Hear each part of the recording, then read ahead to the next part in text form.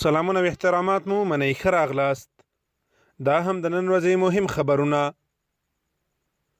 بغلان کې د کابل ادارې 33 تنه عسکر طالبانو سره یوځای شوي.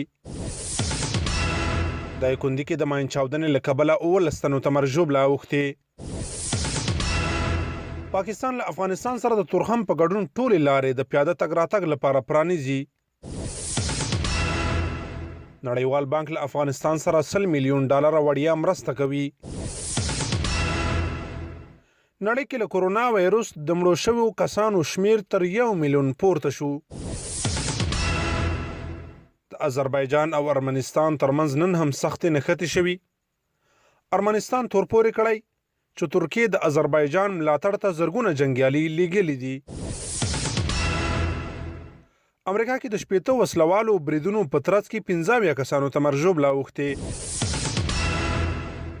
د مصالحې عالی شورا مشر ډاکټر عبدالله پاکستان ته د خپل سفر په ترڅ کې نن د دغه هیواد له لومړي وزیر عمران خان سره کتلي دي. سعودي عربستان په لومړي ځل د ښځینه لوبغاړو د نړیوال ټورنمنټ کوربتوب کوي. د خبرونو پای.